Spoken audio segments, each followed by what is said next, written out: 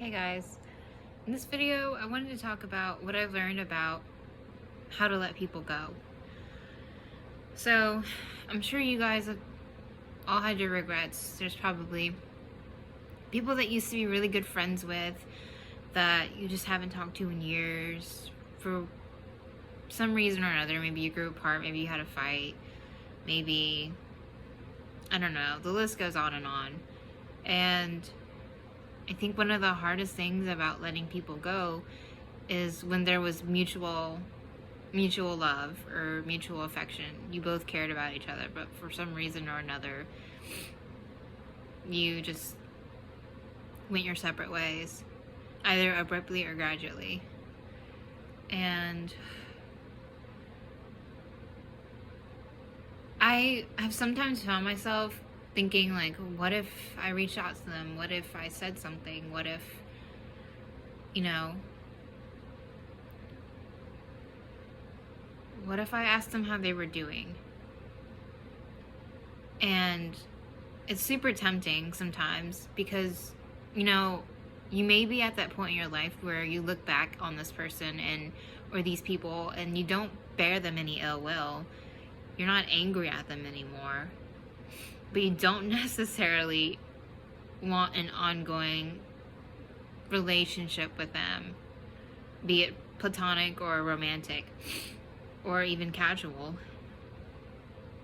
And so you're just kind of like in this weird place where there are people in your past that you no longer talk to, but they also sort of have a part of you, and they definitely had a hand in shaping you into who you are today. And I wish I could say it was as easy as just flipping a switch on and off, but it's really not. And I'm sort of learning to really dig into those experiences and try to understand and appreciate the ways this person or these people shaped me into who I am today. And I think that helps you heal, like you say, oh, well, this person really introduced me to the show that I really love, and I had so much joy from that show. It was hilarious. I loved it. Something I look forward to when I got home from school. This person gave me this really awesome robe that I still have. A friend of mine gave me this super plushy robe from, I think it was World Market or something, but it's huge. It's got like a hood. I literally look like I could survive Antarctica in it. And when it's winter, I sit around the house in it. It's great. I love it. She got it for me for my birthday one year, and I still have it. And it sort of reminds me of her every now and then.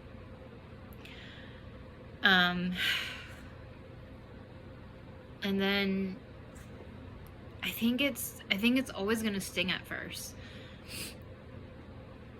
because maybe it's your ego, maybe it's, why couldn't things work out? Why couldn't things, go the way I wanted them to?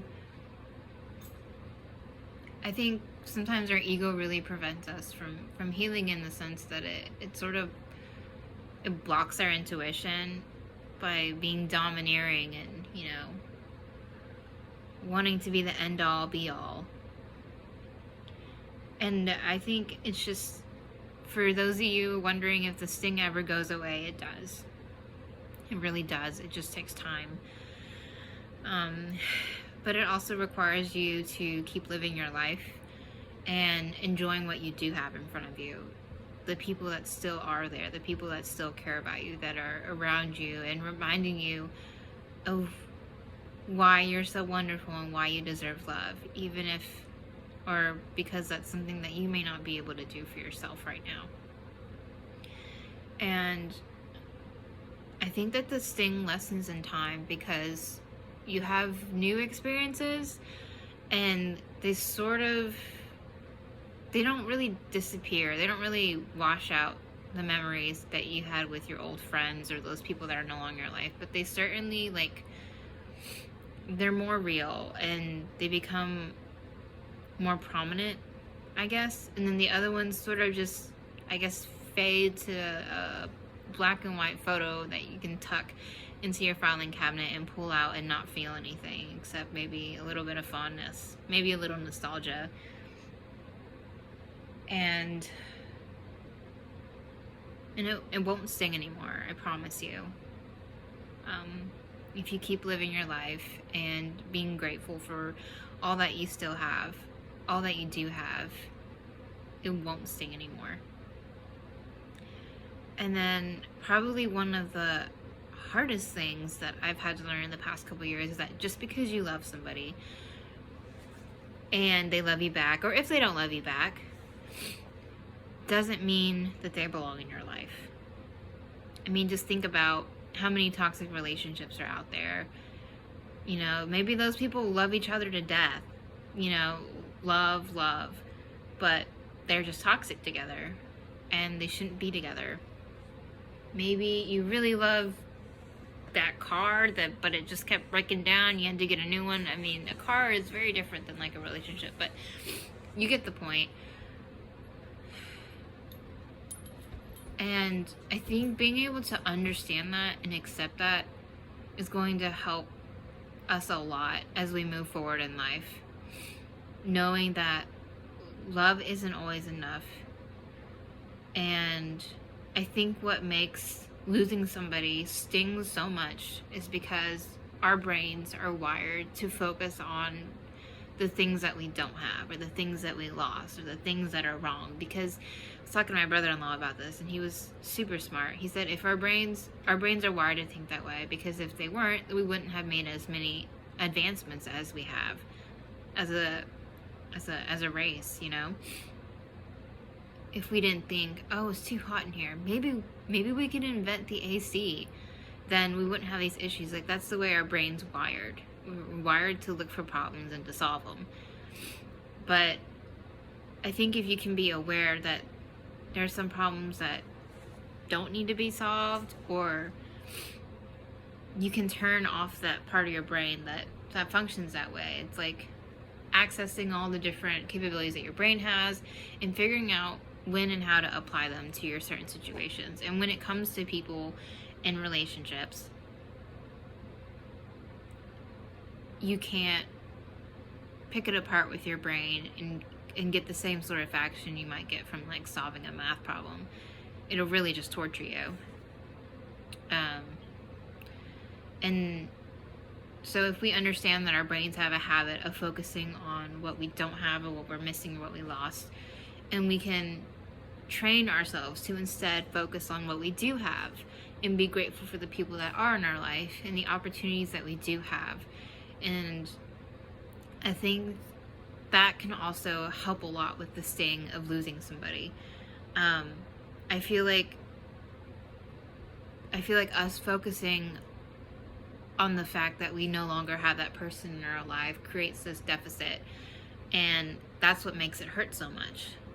It's like we walk around thinking that we're missing something. It makes you restless, it makes you unhappy. But what if you weren't missing anything at all?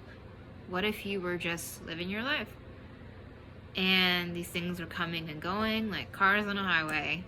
Car comes, car leaves, but you're still you. You're still beautiful, you're still funny, you're still kind, you're still silly. However you want to identify yourself, you're still you, no matter who comes and who goes. The only thing that you get to decide is how that person will influence you. If you want to hold on tight to it, then you might find yourself becoming bitter and resentful and missing out on so many other experiences in life. Missing out on your friendships, your family, the people that are around you that still care about you and want to be there for you.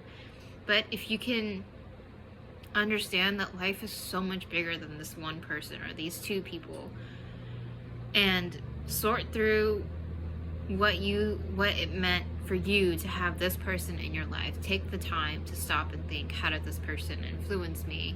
What do I want to take away from this situation? How can I be better because of it? And then being grateful for everything that you have now. I think that all of those things are what help us let go. And we like to think that letting go is a passive process, and in some sense it is. You know, like you have to keep moving through your life, and then sometimes it just clicks.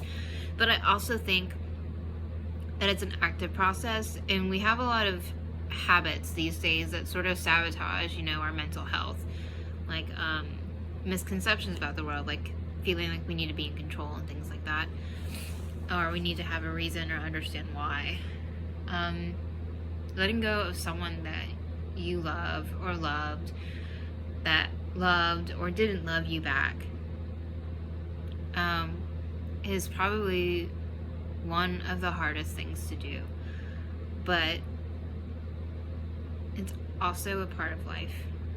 And if you can get to a point where you understand that you are the beginning and the end, that you are still you, no matter who comes and goes, and that you get to decide how these people influence you and who you become, then you take so much of your power back. And it's very incredibly liberating. We can't decide who comes and goes from our lives, but we do get to choose where we go from there. And trust me when I say that I know how much it hurts to have to leave somebody behind, or let somebody go, or be left behind. But I think that if the sooner we can learn that there's so much more to life, there's so much more to live, there's so much more to be grateful for, there's so much to the world. And if we can learn to be kind and patient with ourselves, then I think we're going to be just fine.